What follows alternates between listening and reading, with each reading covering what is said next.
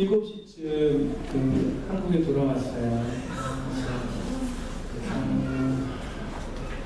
약간 뭐 시차적 핑계고요. 한 3시간 반 정도 차이 납니다. 시차적이 안 됐다고 말하기는 어렵고, 한 2주간 한국보다 더 덥고 습한. 한국도 습하더라고요. 습한데 인도는 2배 정도 더 습해요. 그래가지고 에어컨에 있다가 바깥에 나오면 가지고 있던 물건을 이렇게 이슬방울이 맺혀요. 풀어낸 물이 참 나갈 정도로 그 정도로 습합니다. 굉장히 습한 나라죠. 그래서 덥고 습하고 그리고 냄새도 심한 나라입니다. 오늘 이야기는 좀 인도 이야기를 좀 하면서 그 나라 사람들과 우리가 또 어떻게 다른가, 그 나라 종교인들과 또 우리가 또 어떻게 다른가 이야기를 좀 하도록 하겠습니다. 저는 이번에 인도는 5번째 다녀오게 됐어요.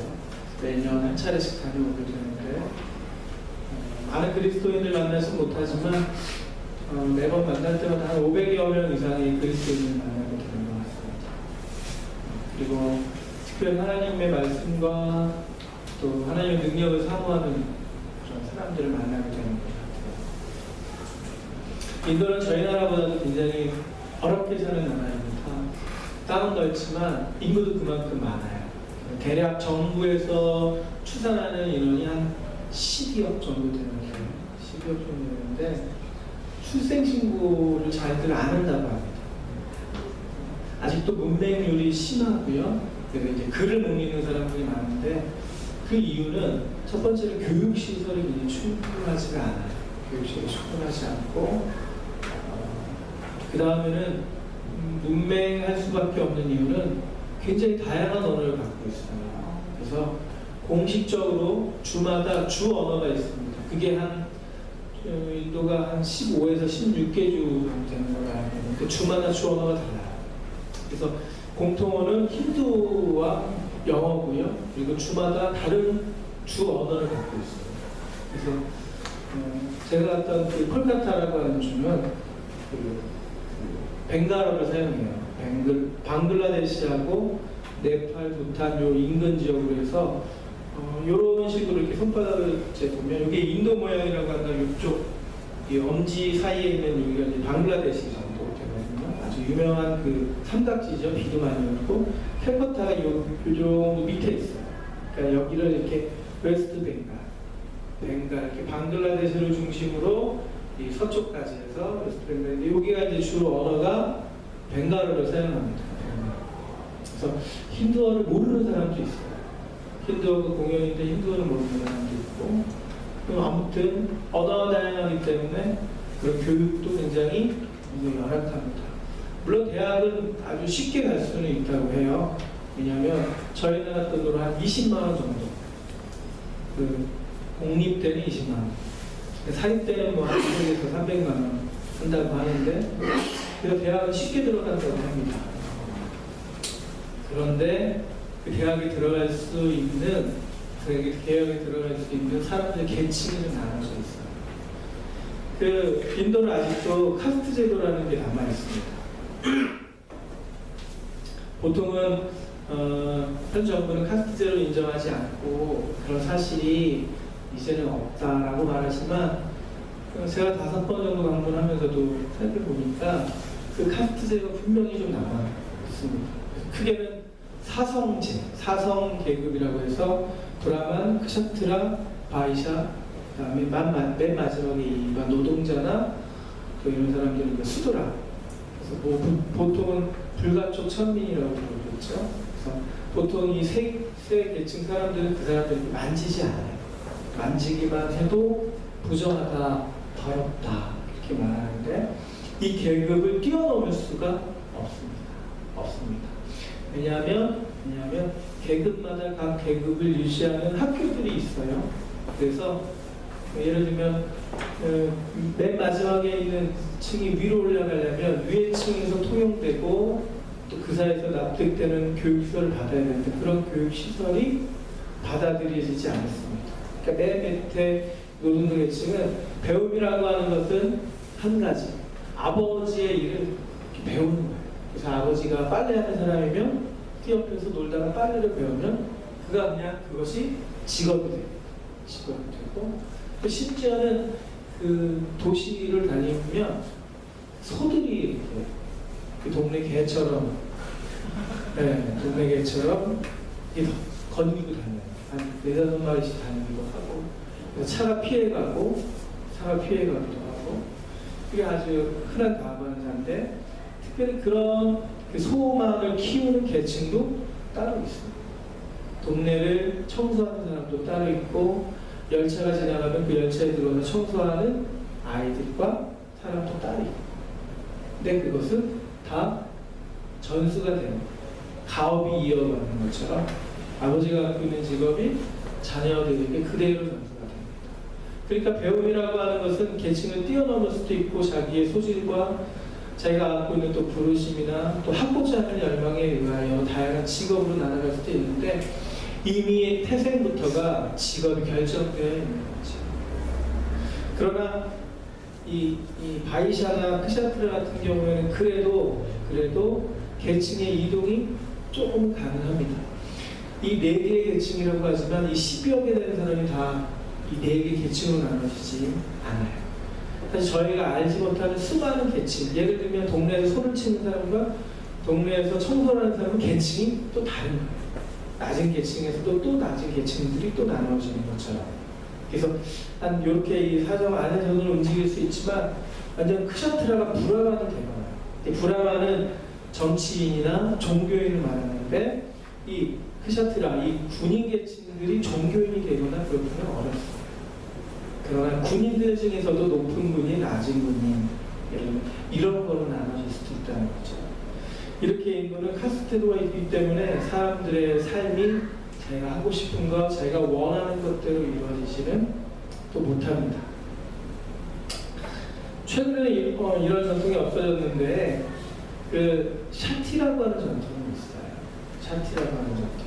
그것은 무엇이냐면 바로 남편이 죽거나 남자가 죽으면 그 아내나 그 자녀를 그 옷이나 물건을 같이 합장시키는 것처럼 그 아내까지도 산채로 화장해서 그 무덤에 넣는 그런 그 좋지 않은 그 법이 유지되고 있었습니다. 근데 그게 언제 어떤 사람에 의하여 근절되기 시작했냐면 바로 300년 전에 선교사로 갔던 윌리엄 케이라고 하는 사람을 통해서 사티라고 하는 악습이 철폐가 됐죠.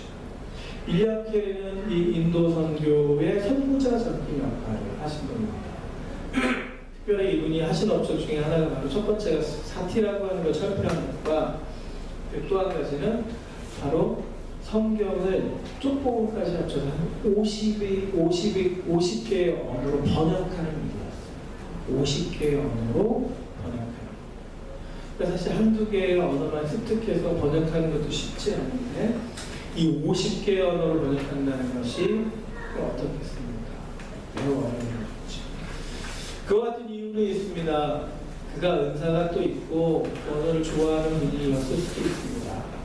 하지만 중요한 것은 왜 그가 그 일을 하기 시작했냐면 바로 인도 사람들의 삶이, 인도 사람들의 생활이 어쩜 이렇게 자기가 살아온 삶의 정황과 환경과 다른가. 그는 영국에서 기독교적인 분위기와 국가적인 상황 안에 자랐습니다. 그러면서 자기 인생이 소중하고 아름답고 자기가 하고 싶은 것을 해나가고 사람이 사람답게 살아가는 것이 무엇인지 아는 사회 속에서 살다가 그렇지 못한 삶의 자리로 들어갔을 때 그가 발견한 것이 있습니다. 바로 그들의 삶이 무엇을 통해 그렇게 살아가고 있는가. 그들의 삶은 오랜 전통이기도 하지만 그 오랜 전통을 유지해가는 데는 심오한 철학과 사상이 존재합니다. 사상이 존재합니다. 사람이 사람을 살체로 죽인다는 것은 아무리 과거에 그리고 문화가 미개하더라도 쉬운 일은 아닙니다. 근데 그것이 가능한 것은 바로 그것을 가능하게 하는 사상과 종교 그리고 이념이 이 사회에 뿌리박혀 있다라고 하는 것이죠. 그것이 바로 힌두 철학과 사상, 힌두교를 말합니다. 그것은 BC 1500에서 500년, 한 1000년에 걸쳐서 형성된 이 힌두이즘, 이 힌두의 종교 때문입니다.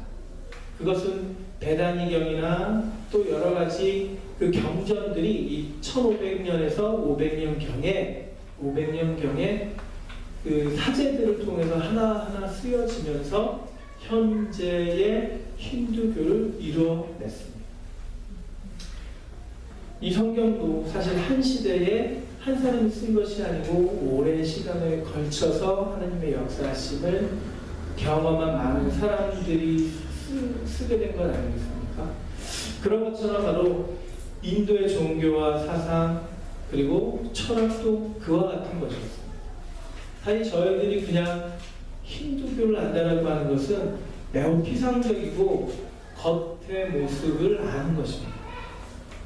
어떤 것이겠어요? 뭐 그들이 세운 신상을 강해버리는 일들, 뭐 이런 것쯤, 그 다음에 계속해서 그 신에게 절하는 뭐 이런 것쯤으로 알고 있을 것입니다. 어찌 보면 저희는 힌두나 불교나 크게 다르지 않다고 여길 수 있어요. 왜냐하면 불교도 힌두에서 나왔기 때문에 그렇습니다. 많은 사상이 굉장히 유사합니다. 그러나 불교는 힌두보다 더 구체적으로 그 고통의 문제, 삶의 어려움의 문제로부터 해결할 수 있는 방법들을 제시하고 있어요. 그러나 힌두는 그 모든 것들을 또 포함해내고 있습니다. 그래서 힌두교에는 그 신이 얼마나 있다고 들었어요? 혹시 들어본 적 있어요? 인도에는 신이 많다.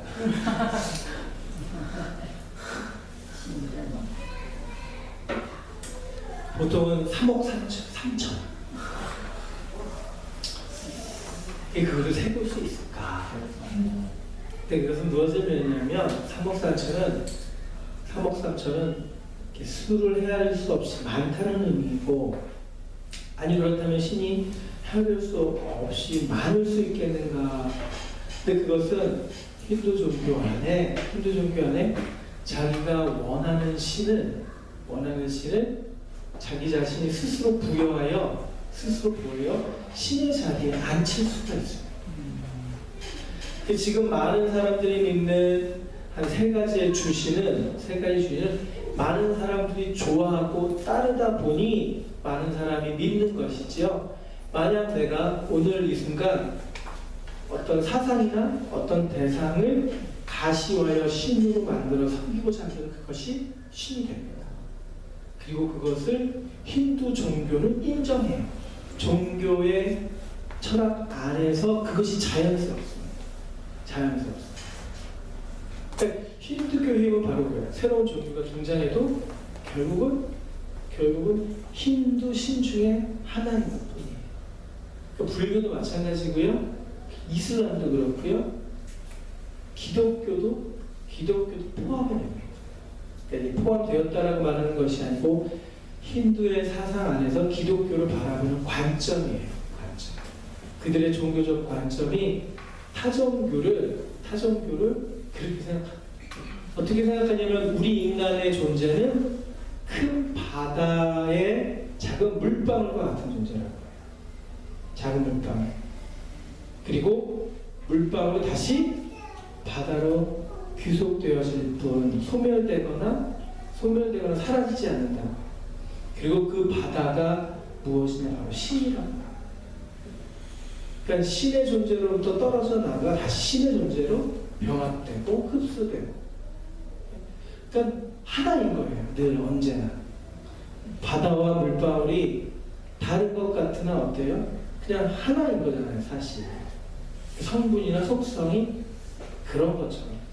그렇기 때문에 우리 인간도 인간의 모습으로 살아가지만 신이 환생한 사람도 있고 신이 다른 모습으로 나타나 살아가고 있는 줄 아는 것도 있고 그들이 어느 때 다시 바다로 포함되어지면 그냥 신의 일부가 돼요. 신이 돼요. 그거를 브라흐라고 표현해요. 그래서 이렇게 브라만교라고 하는 것, 브라만교 또 브라만이라는 것이 거기서 시작된 것이죠. 사실 이것이 인도 사람들의 삶을 지탱하는 근간입니다. 사실 우리의 삶은 내 생각, 내 뜻대로 살아가는 것 같아요. 근데 세계 많은 사람들의 삶을 살아보면 어쩜 그렇게 내 뜻대로, 내 방식대로 살아가는 것 같지만 나라마다 다르고 나라 안에 있는 사람들은 어쩜 그렇게 공통점이 많은가. 그것은 바로 어떤 사회든 그 사회를 지탱하는 사상과 그 사상과 종교 흐름이 있다는 것입니다. 그 흐름이 인도는 그 1500에서 500년경에 만들어진 경전과 그 종교의 흐름대로 살아가는 것이죠.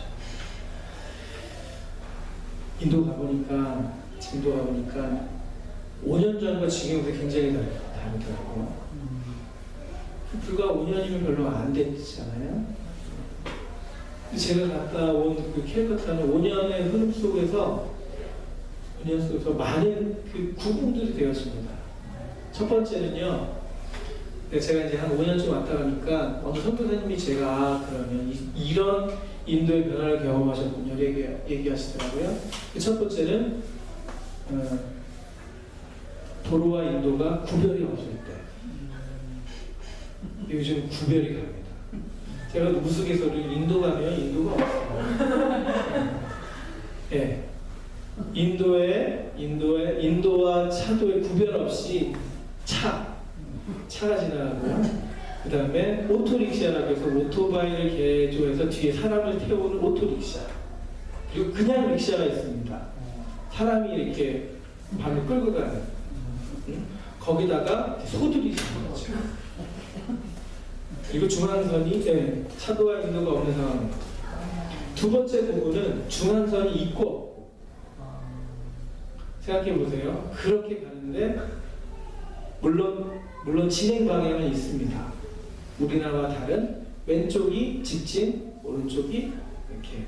그래서 뭐라고 그러지 이거를 우측통행, 좌측통행으로 영국식과 같은 이렇게.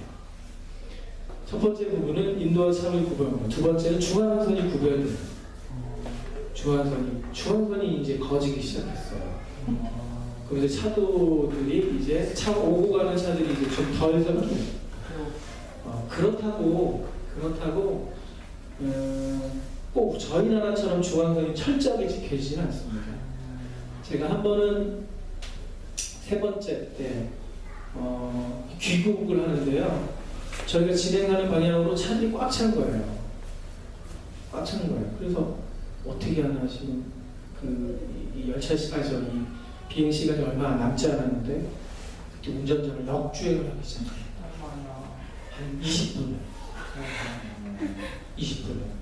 제 팀원들이 한 20명 왔거든요. 자동차 4대가 역주행을 하기 시작합니다.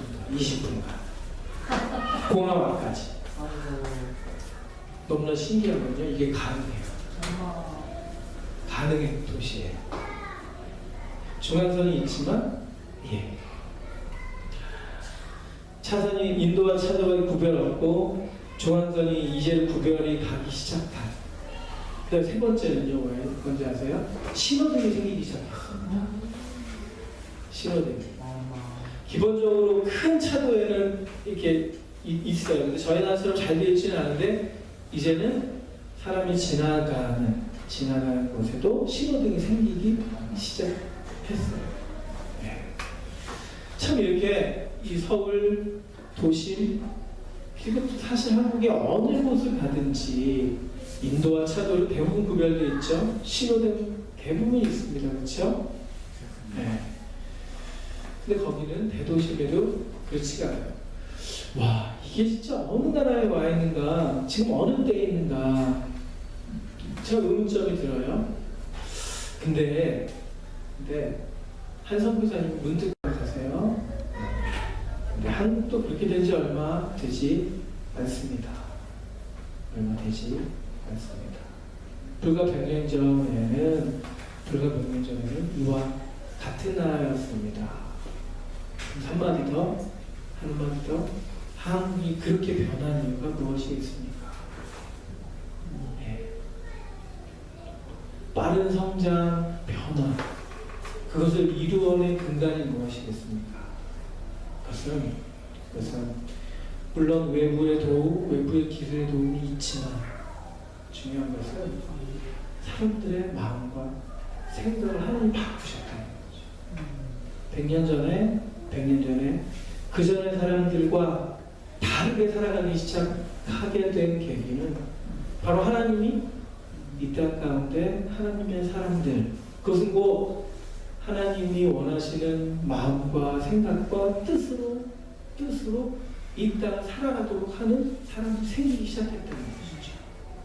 100년 전 평양에서 있었던 그 놀라운 부흥 사건, 그것은 결국 이 땅 가운데 우연이 아닙니다.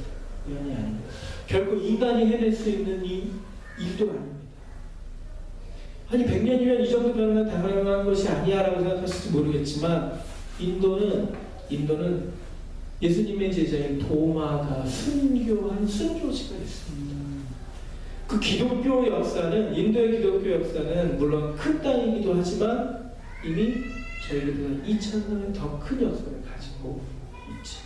그러나 그 땅과 이 땅의 변화는 참으로 상반된 모습을 갖고 있습니다. 12억이나 되는 그 사람들 속에 이 인도는 크지 않은 많은 숫자를 가지고 있지 않아요. 그러나 한국보다 더 오래전에 그리고 한국과 유사한 경험들이 있었습니다.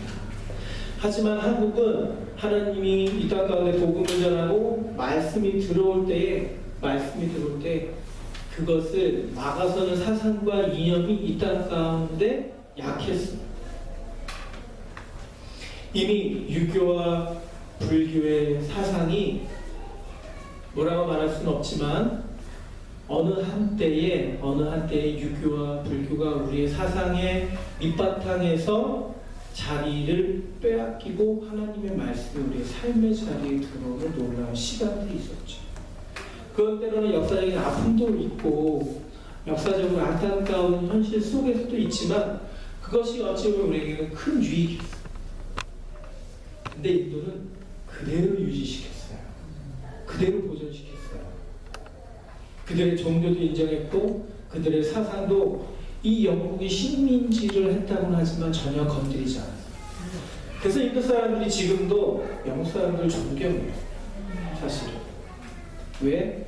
그들을 다스리고 식민지화한 것 같으나 그들의 사상과 종교는 전혀 건드리지 않았고 그들은 물질적인 것만 거두어들어요. 그렇기 때문에 사실은 그들이 이 영국으로부터 받았던 것, 그들이 가지고 가지만 남긴 기술적인 유산, 자산들 때문에 영국을 좋아하는 것 같습니다. 인도와 저희 나라가 다른 것은 계속해서 인도를 붙잡고 있던 사상과 철학이 있었다라고 하는 것입니다. 그러나 한국은 아픈 역사이긴 하지만 말씀이 들어올 때 그것도 쉽게 받아들이게 됩니다. 어찌 보면 인도와 한국은 과거의 모습을 유사합니다. 깊은 전통과 깊은 사상과 철학이 사람들의 마음을 사로잡고 있었죠. 근데 어느 한순간 이 한국에는 이 사상과 철학 흔들리면서 하나님의 말씀이 들어와 그것이 이 믿는 사람들, 믿지 않는 사람들에게까지도 쉽게 그들의 삶으로 들어올 수가 있었어요. 하지만 이거는 그렇지 못했던 거죠. 인도는 앞으로도 선교도 쉽지 않을 것입니다. 아무리 선교를 열심히 한다 해도 정말 쉬운 나라가 아닙니다. 쉬운 환경이 아닙니다. 왜냐하면 그것은 그들의 마음과 생각, 그들의 삶의 정화 속에 사상과 철학이 깊이 있게 뿌리를 내리고 있기 때문에 그렇습니다. 그것은 어찌 보면 집과 같습니다. 지금 기초로부터 지붕에까지 이 사람 내면 안에 이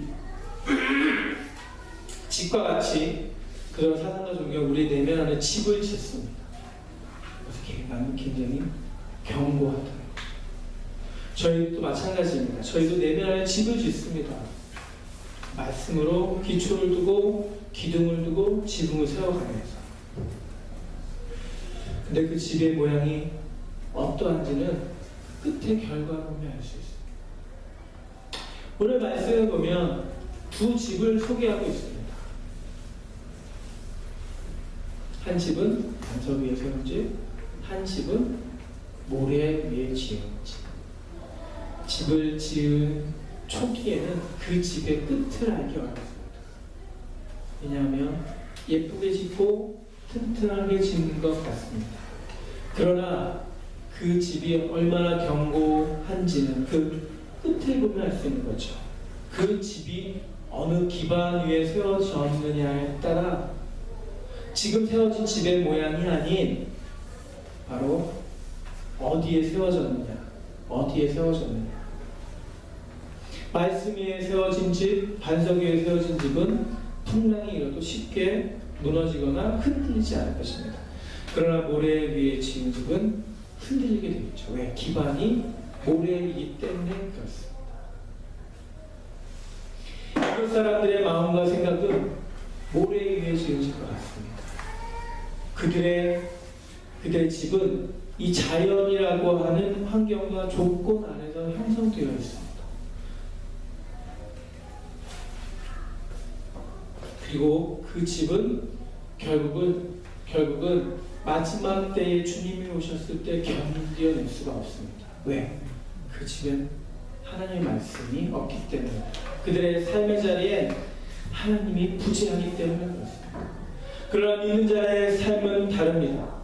그들의 내면은 바로 말씀으로 지어진 토대 위에 바로 주님께서 거하시기 때문에 결코 흔들림 없이 끝까지 그 집이 유지되는 것입니다.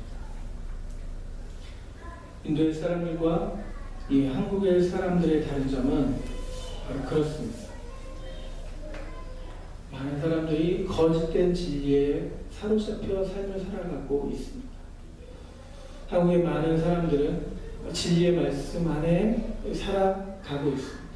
그렇기 때문에 이 사회가 아직도 건강하게 유지되고 있는 비결입니다. 제가 얼마 전에 그 정부의 종교를 담당하는 분을 만났습니다.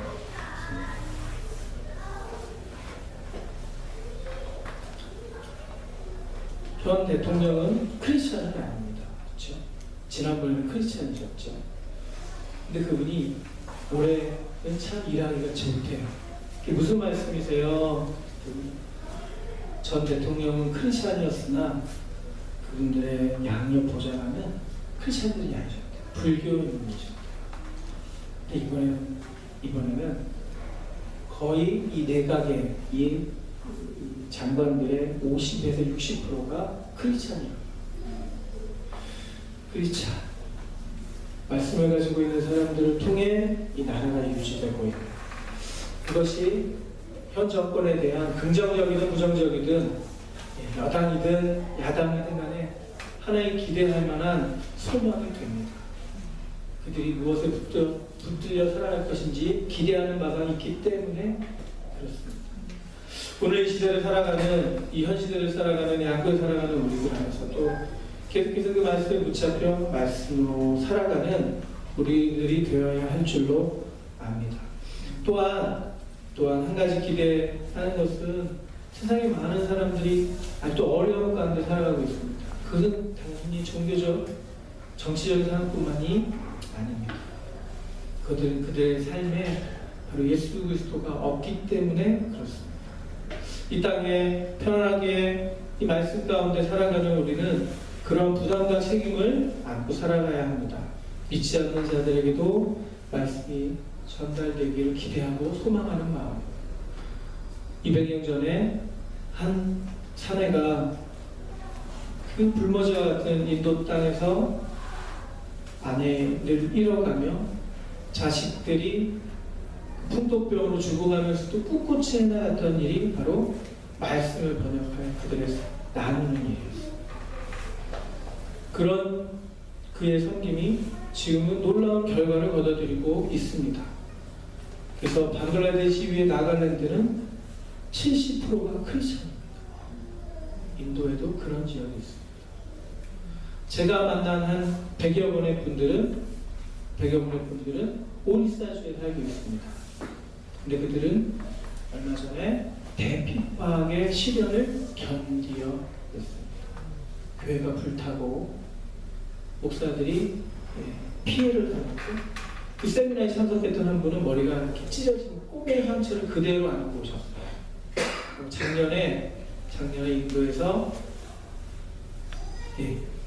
그 고난을 당할 때에 당했던 흔적이라고 합니다. 이렇듯 지금도 그렇게 무너져 있는 것 같은 인도 땅에서도 말씀으로 살아가는 자들이 있습니다.